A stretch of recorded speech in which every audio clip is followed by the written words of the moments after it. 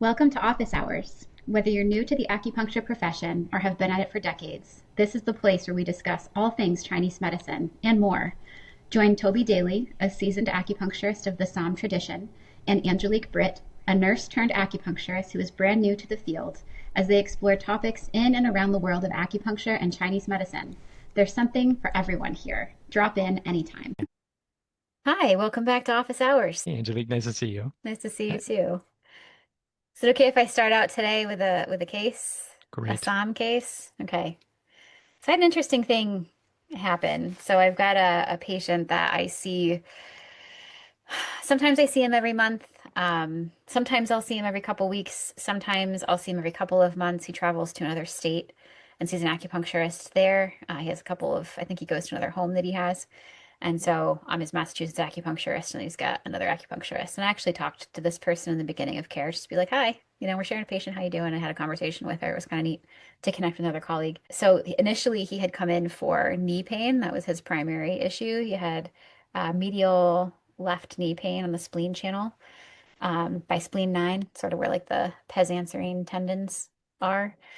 And acupuncture did well between the both of us treating him, that his knee pain had mainly resolved. And so his complaint that he started coming to see me for most recently was allergies. So I saw him last month. He's a male in his 60s. Came in complaining of just seasonal allergies that got worse. He does a lot of outdoor work. He likes to work in the yard that gets exacerbated by work in the yard.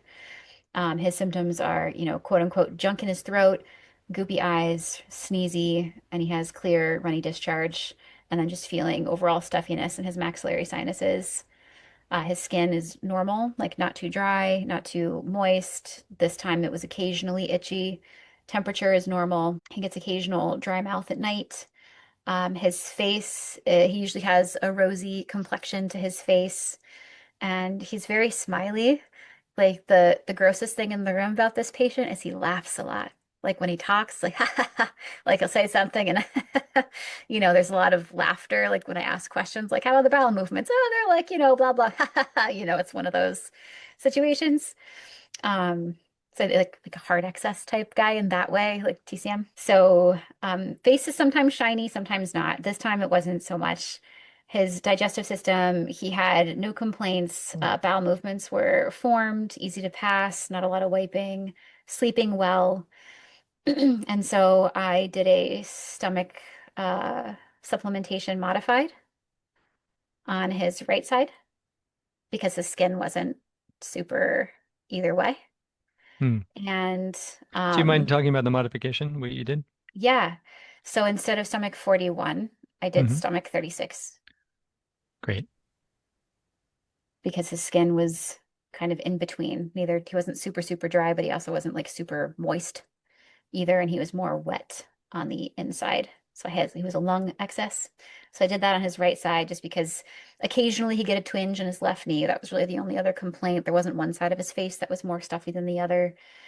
And it helped his allergies. He came back 2 weeks later. He had decreased his over-the-counter antihistamine from daily to weekly use. And he said that rather than having constant low-grade allergies, he had a couple of spikes that he said was caused again by yard work. His skin was less itchy. But what was interesting, and what I'm bringing this up for, is that he said after treatment, his daily bowel movements went from daily to twice a day for three Hmm. to 4 days before they normalized. And I said, okay. So, again, his main complaint that day, although his allergies were better, they had kicked back up again. So he was really drippy and sneezy and congested again. And so, because I wanted to treat the inside and dry it out, I was like, I'm gonna see what happens if I do the stomach modified again. So I did. And then he came back a week later. And the reason that he came back a week later was that although his allergies got better, like much better, he started having gastrointestinal distress. He was Hmm. gassy. He had a lot of cramps. His stools became looser and were more uncomfortable. And so that's why he came back because he wanted a correction. So then I corrected him with a TCM treatment. I did like the 4 doors. I did very much like spleen stomach channel treatment with the 4 doors on his stomach. I did PC6, spleen 6, stomach 36. I didn't write those points down. And then I think I did some local things for his allergies that time just to help consolidate them. But was curious why that happened. Was it just too descending to do that twice in 2 weeks? That was the only thing that I could consider. Could be. And then by modifying it, right, you make that point combination a little bit more unstable. So that tends to go a little bit more funky. And so it's possible that we don't really know because of the modification. We could say if it was unmodified stomach 2 times in a Mhm. row, we'd say, oh, then that's just too much. But since it was, 3/4 supplementing stomach, 1/4 supplementing large intestine, maybe the large intestine that modification, either the modification or adding a little bit too much large intestine energy is was off for him. What So caused it? it Okay. it's hard to speculate that.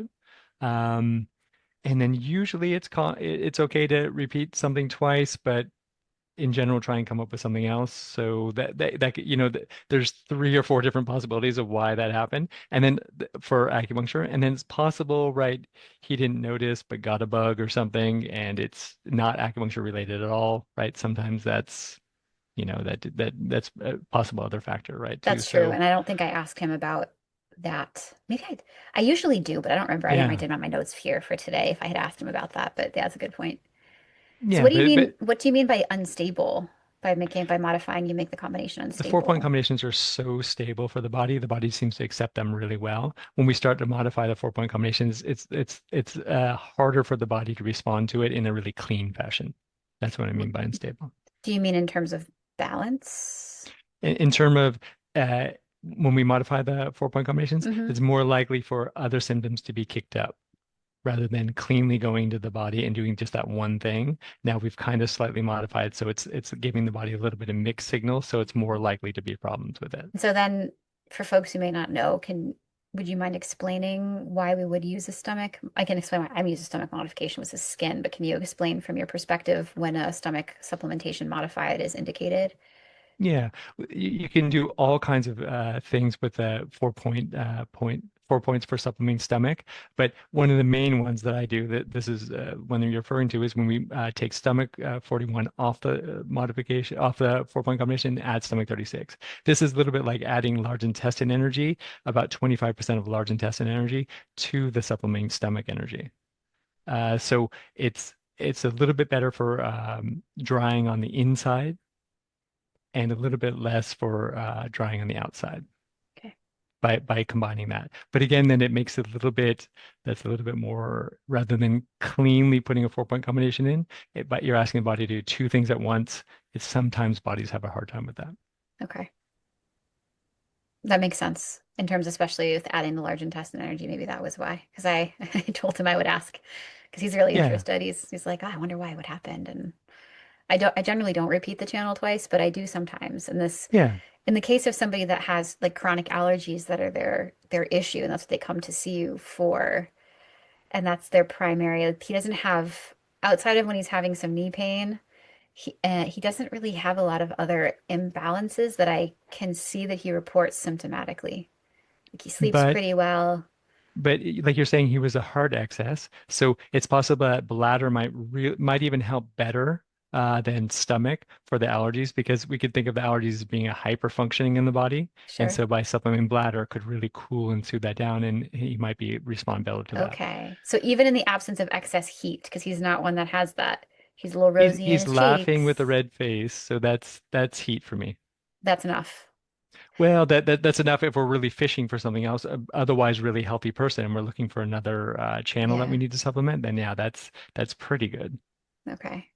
Did you check his abdomen? Do you remember? No, I haven't been doing a lot of abdominal palpation. I've been having trouble keeping my own hands warm. And your Okay. words have stuck with me about touching patients with cold hands. So I'm doing my best to not do that as Okay. much. I Okay. remember that I would feel the midline, right? And see if it was an open and warm midline to identify a hard excess. Yeah. Right. That may guide you, especially if you're looking for something else to do on the outside, right? If that Hmm. felt cold and hard, then I'd definitely skip that, right? Hmm. Because that would be a definitely contraindication for that. So yeah, it's just one more way, one more avenue to check. How are you keeping your hands warm? What are you doing? I have portable hand warmers, Okay, great.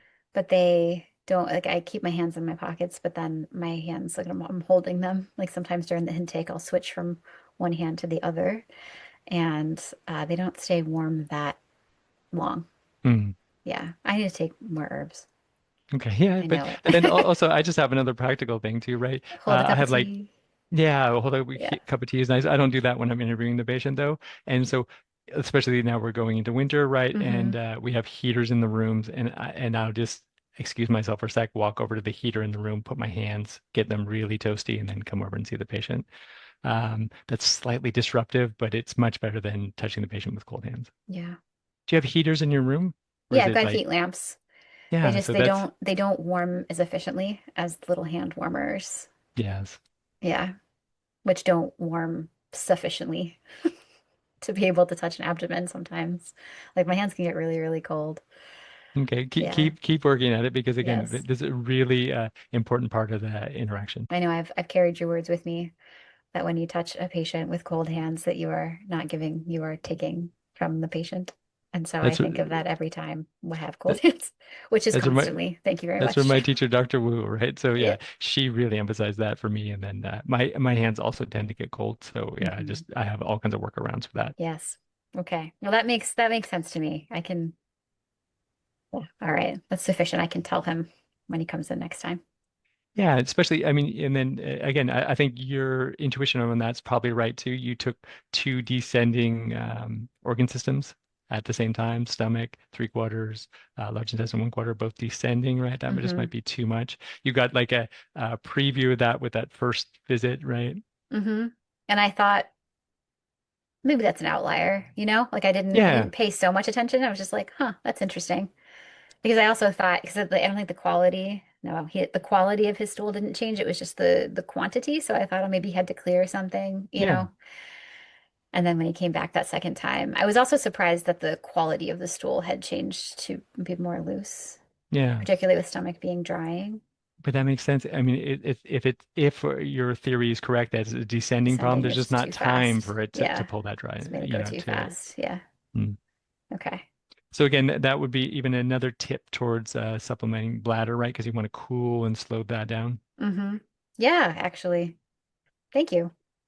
Okay, yeah, sure. Yeah, anyways, Yeah. thanks for presenting such a clear case, right? Then I feel like I can kind of see that patient. Yeah. Especially, it's nice to note those, again, that grossest thing in the room. It's nice to try and treat that if you can get an angle on it. Mm-hmm. Even if the grossest thing in the room isn't actually gross. Like It's the it's grossest. kind of sweet.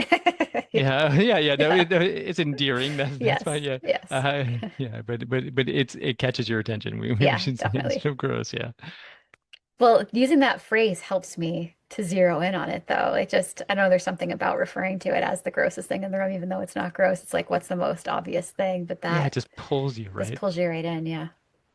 Yeah, it took a long time to articulate that, but yeah, I think that's valuable clinical information. Mm-hmm. And then sometimes it's like this is pretty like after the bowel movement and then laughing, that's pretty straightforward. But every once in a while, the grossest thing in the room for me will be a mole.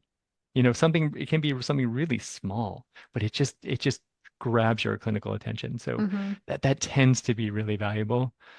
And nothing's 100% in clinic, but that's up there with being really important to treat. Yeah.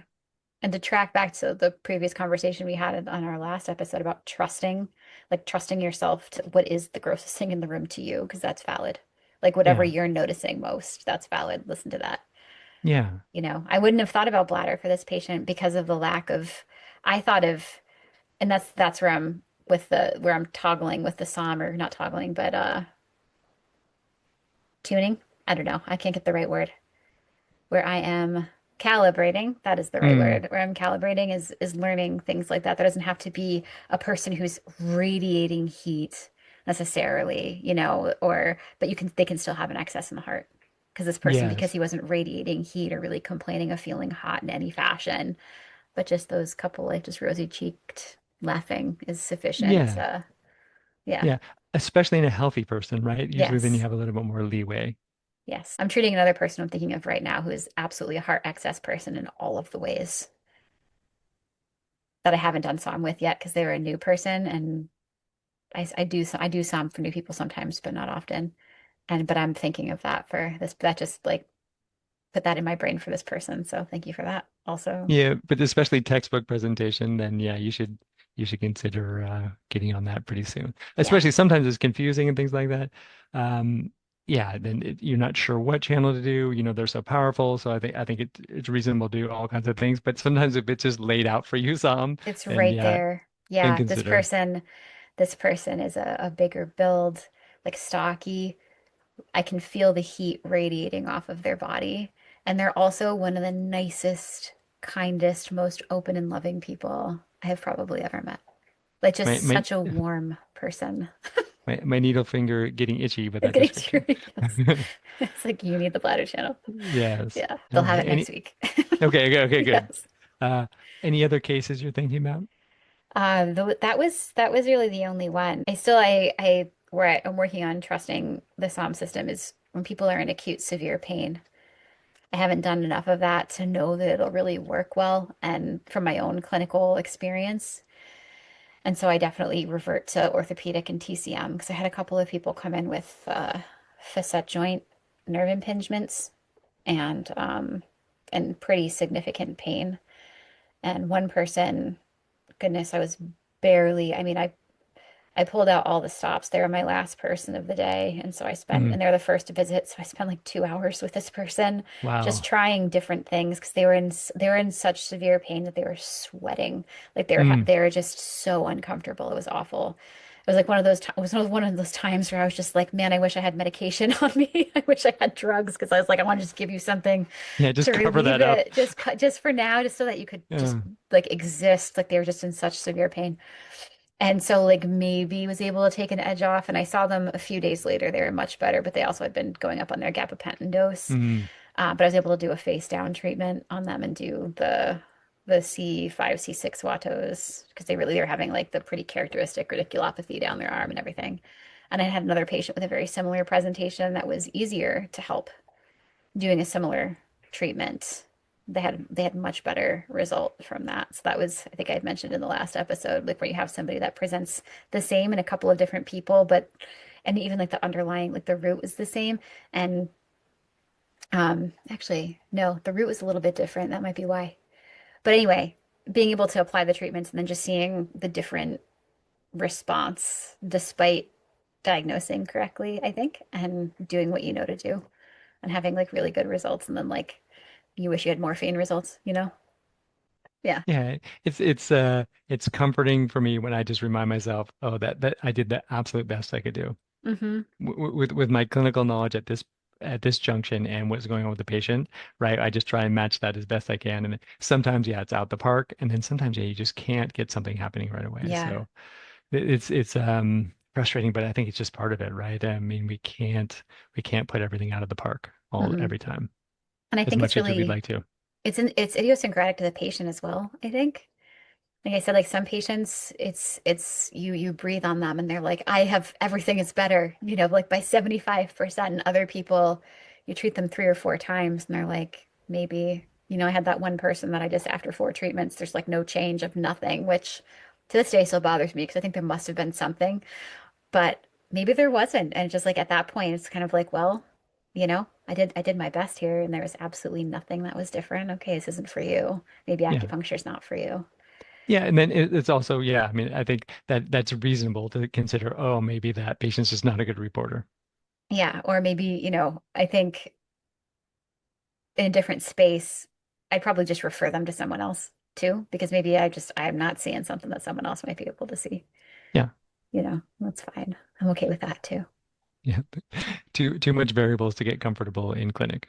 Yeah, there's so many variables. But noticing that people do respond so idiosyncratically and reminding people that it's their body that's doing it. You know, like we're giving the body a message, but your body is picking that message up and using it. And so, yeah, it's super gratifying when people have this amazing response, but I'm learning that it's more about them and less about me, you know, which is good actually. It's a relief. Yeah. Yeah. And then it's nice to tell the patient that too and direct it back to them, right? That Yes, you did certainly. this, right? Yeah. Um, yeah, because otherwise, yeah, they just heap blame or praise on us. And Hmm. really, yeah, I mean, of course, we have to have the right diagnosis and its best technique and everything as we can. But yeah, ultimately, the body decides. Yeah, Biology decides what's going to happen there. certainly. Yeah. It is hard. It is still hard though when you're seeing good results and they're reporting good results and you're the only variable in their life. So they're doing nothing different but coming to acupuncture, but they believe that maybe because they put some paprika on their eggs that maybe that was the thing that changed the course of their history. You know, it wasn't the fact they were coming to acupuncture. You just don't want to like shake and be like, "What do you mean? No, that's not right. It Yeah. wasn't the paprika on your eggs, okay? It wasn't. I Right. promise." Yeah. What's on your mind? I was just wondering about how your clinical gaze is. Can you turn it off when you leave clinic, or are you diagnosing everybody in the grocery store? Oh, it's I definitely diagnose people in the grocery store. But I did that as a nurse. Like when you have a particular training, like you don't unsee it. You don't unsee it. Like I notice people's breathing pattern. I notice their skin color. I notice the way they walk. Since acupuncture school, I tend to notice more of, like is their foot everting or inverting? Do they Hmm. have hip hike? Are their shoulders even? I tend to notice Uh, breathing and skin without trying the other things I kind of tune into. So, that's great. Now you yeah. see shun or no shun. Yes. Yes. Uh, Definitely that. Yeah. You notice. It becomes part of you, I think, in the healthcare field when you're having to diagnose people. Yeah, I always thought that was, anyways, I no medical background. Yeah, I went right into just Chinese medicine, and I realized that I was really becoming a clinician when, yeah, I just couldn't turn it off, right? I really try and amp up for when I was in clinic, and then, yeah, and then when Yeah. I'd be walking down the street, I'd be like, okay, well, I got to treat that, and I'm like, okay, I'm Yeah. not, that's not a patient, right? Yeah. But it's like your gaze gets trained to that, looking for Hmm. pathology, and then instantly coming up with ideas of how you might want to treat that. Yeah. It's not such a bad thing. I mean, I visit a friend in Brooklyn on a regular basis, and I've been on a train on a few different times, like on the Amtrak, taking it down there and had people in my vicinity that I was like, oh man, am I gonna have to use my CPR skills? Like, so Mm, it's like just keeping an eye because they're breathing. Remember this lady, oh my goodness, her breathing was so terrible. It was before my time in acupuncture school to the point where I checked in and, like, are you okay? Do you have medication with you? Do you have an inhaler? It was just, I thought she was going to code on me any minute. I was like, I don't want to do CPR on a train. did that person appreciate you asking about it and No, checking in? nope, Okay, all right, not very shoot. much. No, but it was to the point, and generally I don't. Generally, Yeah. I just keep an eye, but they were in distress, like their Hmm. breathing, it was a distressful, like I could see their accessory muscle use, like the things that like it was not good. And so I felt like, okay, I'm gonna be proactive here a little bit and see if, because you think about in like people sometimes there's like that bystander effect where everyone thinks that everyone else is handling something when nobody's handling it. So I went out on a limb. They didn't get mad at me, but they sort of were like, I'm fine, I'm fine. I'm like, okay. And then I continued to watch them until they got off the train and I carried on my way. Okay. But anyway, that's nice. You got a skill set and you're recognizing a problem, so that's nice. Yeah. Yeah. Anyways, to try and intercede before there's a major problem, I think that's really reasonable. Yes. And in all fairness, I wouldn't try do 26 to revive Okay. them. Okay. That seems fair. All right. You got something else on your mind? Otherwise, I got a question for you. I'm wondering what you have found, the complaint that comes in your door, the one or two complaints that you find the most challenging to treat, where you're just like, oh man, when they come in, their main I think complaint is, my first hit, I think, is cancer. I see a lot of cancer patients, and I just feel like by the time the cancer patient comes in, right, so many problems have accumulated in the body for that to finally manifest. So I feel like that's really difficult to treat with those patients because multi problems going on and a ticking time table, right? You don't have much time for mm, those kind of patients. So I feel like that's the more difficult. That tends to be the patients I like the most too, right? Because they're so sincere, they're yeah, so clear about everything, right? They're not, you know, they have a real sense of their mortality, and so yeah. they're really present for everything, and then appreciative, right? If you can help them with things. So, I think that's my number one difficult one. It's probably cancer patients, and again, that's a huge portion of my practice right now. Nothing. I don't have a second. The second would be so far below that. What about, So okay, cancer, that's fair. And yes, I can see that. I guess maybe symptom, if you move the cancer diagnoses out if you think of patients that come in with symptoms. Like this is my complaint, lesser symptoms. Like we're not talking like mortality-based patients when you see patients. Okay. Like I for think I go through. example, oh never mind, I'll go ahead. I'll let you. Go ahead. Let me have an example, and then I have something to say. Tinnitus. Okay, yeah, that I just cannot treat that. So Tinnitus. I I'm just refer that out immediately. Yeah, I mean, so many good herbal formulas, so many good like the Psalm system. It's got special protocols for it. I've never been able to help that. So yeah, I just refer that out if that comes in. So usually they don't come in exclusively for that, and I just try and refer them to somebody else. okay. So that's not good. And then the other thing I was going to say is like the most recalcitrant things are usually related to dampness. So that any symptom related to dampness, that's extra frustrating because like you were saying before, right? It'd be nice to just move things quickly and have a big change with biology, and that stickiness, that holding back of dampness always seems a little frustrating. Yeah. The runny noses, the allergies, it's my other symptom that I dislike. Allergies. And there's so many allergies out here. Allergy patients. Just that's like there's this it's like a secondary issue for I don't know, probably 60% of the people that I'm currently seeing, Jeez. especially right now. It's ragweed season, so everybody's all congested and itchy eyeballed and all the things. And it's a tough Okay, so one. right, consider some other things, right? Like Hmm. I've had allergy patients respond really well. Sometimes in like even supplement bladder for sure, but even like supplement gallbladder, just making sure getting everything off the body. Sometimes Oh, if that matches the pattern well, that's can be really valuable. that's a creative way to look at gallbladder. Okay. Yeah, but make sure it matches the pattern. Right. But Yeah. but Yeah. that can be really helpful. I think I only supplemented gallbladder one time. It didn't go well for me. You have to be careful with that one. Yeah. Yeah, I didn't. I'm usually a pericardium supplementer, if anything. Yeah, it's interesting. So there's a SOM protocol for tinnitus. Yeah, Detail. in some of the written Psalm text, I'll send it to you and I'll put it here. But in Okay. some of the written Psalm text, there's tinnitus protocols, and yeah, I mean I've tried them all and tried regular, like formula. I just tried so many different things. I just feel like that's just something for whatever reason I don't have good clinical results with. It's really hard. I had a good one time in school, someone who was having ringing, that it was reduced and stayed reduced. I don't think she had it for a very long time. I don't know if it was like a situational young rising specific, and we corrected that. And I just had a patient this week, and I don't know if she was just highly suggestible. Some people will joke about that sometimes because she'll be like, "Well, maybe it's because you told me," and I'm like, "Well, maybe it Yeah. is." But I treated her because usually I treat her knee, and her knee is healed for the most part. She's one of my patients that comes every 2 weeks. God bless her soul for tune-ups, and the tinnitus has been really bothering her. And so it was a high pitched, and she kind of matches having some young rising stuff. The political climate is really getting to her. And so one of her therapies has been to not watch the news. Like I've been asking her to really reduce her news intake. She just gets so upset. And I treated her and she said, I think it might be a little less even now. And I was like, really?